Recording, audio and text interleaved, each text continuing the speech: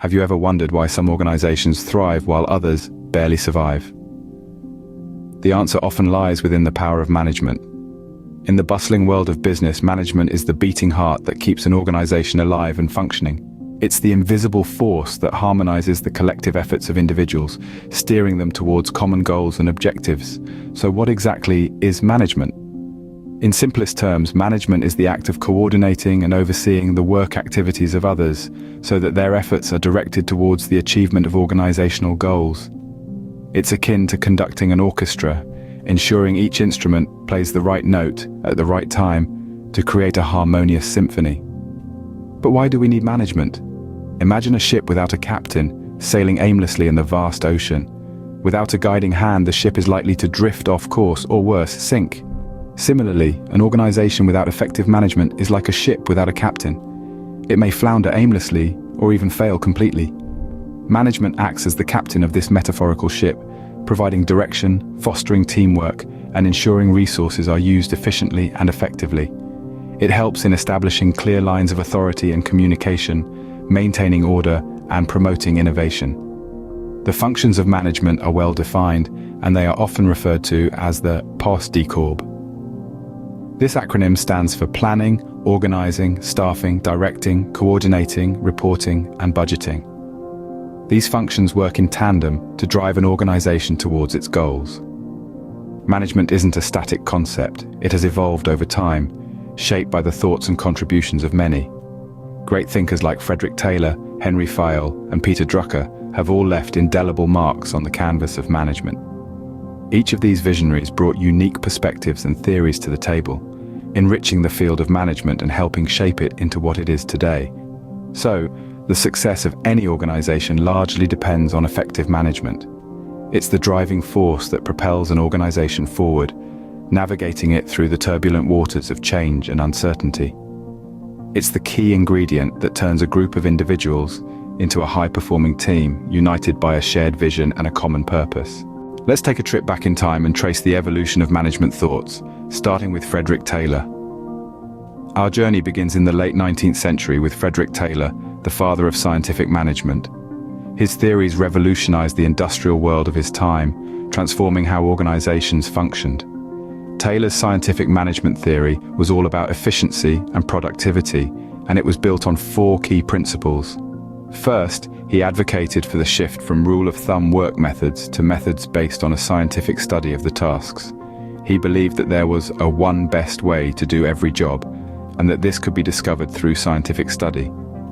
Second, Taylor proposed scientifically selecting, training, and developing each worker, rather than passively leaving them to train themselves. By doing so, he believed that businesses could ensure workers were well suited to their tasks and performed at their best. The third principle centered on cooperation. Taylor stressed the importance of cooperation between workers and managers to ensure that work was carried out in accordance with scientifically devised procedures. Lastly, Taylor suggested the division of work. He believed that responsibilities should be divided equally between managers and workers. Managers should be responsible for developing the scientific method for tasks, while workers should execute the tasks. These principles were revolutionary at their time and laid the foundation for modern management practices. They emphasized the need for efficiency and productivity, concepts that are still crucial in today's business landscape. Taylor's theories transformed workplaces, making them more efficient and productive. His ideas brought about a shift in management thinking, from a focus on individual tasks to a broader perspective that considered the entire production process. Taylor's theories were just the beginning, leading the way for many more management thinkers. His work was the first step in a journey that would see the development of a wide range of management theories and practices, each contributing to our understanding of what makes organizations tick. The evolution of management thought is a fascinating story of innovation and adaptation, and it all started with Frederick Taylor. Enter Henri Fayol, the man who introduced the world to the administrative theory of management. Born in the heart of the Industrial Revolution, Fayol's ideas were shaped by the need for order and control in the bustling factories of his time. Fayol proposed 14 principles of management, each serving as a guide to the effective running of an organization. Let's dive into some of these principles to better understand their impact. Starting with division of work, Fayol advocated for specialization, believing that when employees focus on a specific task, they become experts, improving efficiency and productivity. Then comes authority and responsibility. Fayol emphasized that managers must have the right to give orders, but they must also bear the responsibility for the consequences of their decisions. Fayol's principle of unity of command suggested that an employee should receive orders from one manager only, reducing confusion and ensuring clear lines of communication. In unity of direction, Fayol proposed that teams with the same objective should be led by one manager using one plan, fostering unity and coordination. Fayol's principle of equity called for fairness and justice in all aspects of management. He believed that managers should be kind and fair to their employees, which in turn would foster loyalty and devotion. The principle of stability of tenure of personnel emphasized that employee turnover should be minimized to maintain organizational efficiency. Finally, the principle of esprit de corps, encapsulating the idea that in unity there is strength. Fayol believed that promoting team spirit would build harmony and unity within the organization. Each of these principles brought a sense of order and control to organizations, guiding them towards efficiency and success. But what makes Fayol's principles truly remarkable is their enduring relevance. Even today, in an age of digital disruption and rapid change, Fayol's principles continue to guide managers in their quest for effective organization and control. Fayol's principles laid the foundation for a systematic approach to management. They are a testament to his vision and understanding of the complex nature of management, and their influence can still be seen in the way organizations operate today. Fast forward to the 20th century, we meet Peter Drucker, the man often hailed as the father of modern management. Born in Austria, Drucker's innovative thinking and profound insights have shaped the way businesses operate today. One of Drucker's most significant contributions is the concept of management by objectives, or MBO. This revolutionary approach shifted the focus from mere task completion to working towards clear, defined objectives. In Drucker's MBO, managers and employees collaboratively set, track, and achieve goals, fostering a sense of shared responsibility and boosting productivity. It encouraged the practice of setting measurable goals, aligning them with the company's vision, and regularly reviewing progress. Drucker also foresaw the rise of what he called knowledge workers. He predicted the shift from an economy based on manual workers to one driven by knowledge.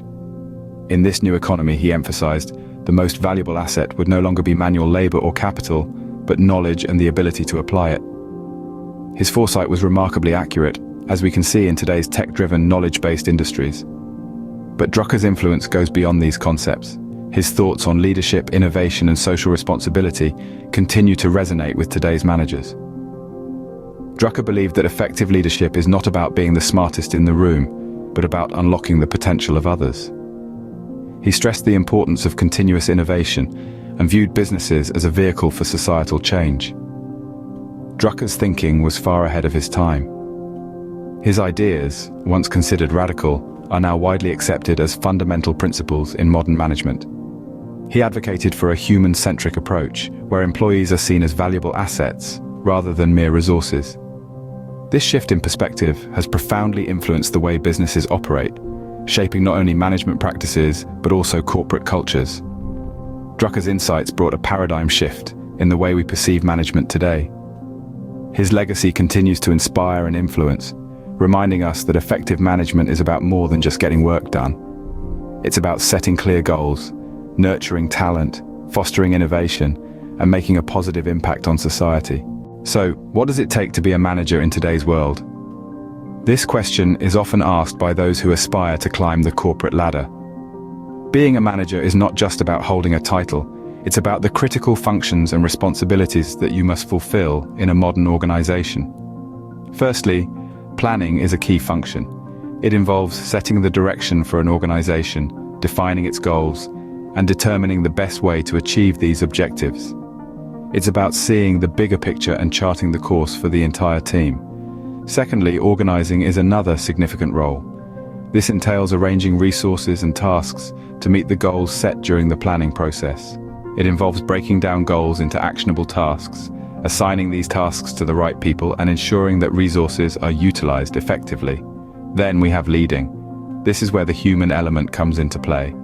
As a manager, you're expected to guide, inspire, and motivate your team towards achieving the set objectives. This involves understanding the strengths and weaknesses of your team members, fostering a positive work environment, and encouraging collaboration and teamwork. Finally, controlling is about monitoring progress towards the goals, identifying any deviations from the plan, and taking corrective action when necessary. It's about ensuring that the organization stays on track and delivers on its promises. In conclusion, the role of a manager goes beyond just overseeing operations. It's about strategic thinking, effective resource management, inspiring leadership, and diligent monitoring. Being a manager is more than just a title. It's about leading the way to success. So, we've journeyed through the evolution of management, understanding its core concepts and the role of a manager. We've discovered the profound impact of thinkers like Taylor, Fayol, and Drucker on modern practices. Remember, management isn't just about directing, it's about inspiring, innovating, and impacting. It's a dynamic field, continuously evolving and adapting. As aspiring leaders, let's keep learning, keep growing, and keep challenging the status quo. Subscribe for more because you won't find me later. Stay curious, stay informed.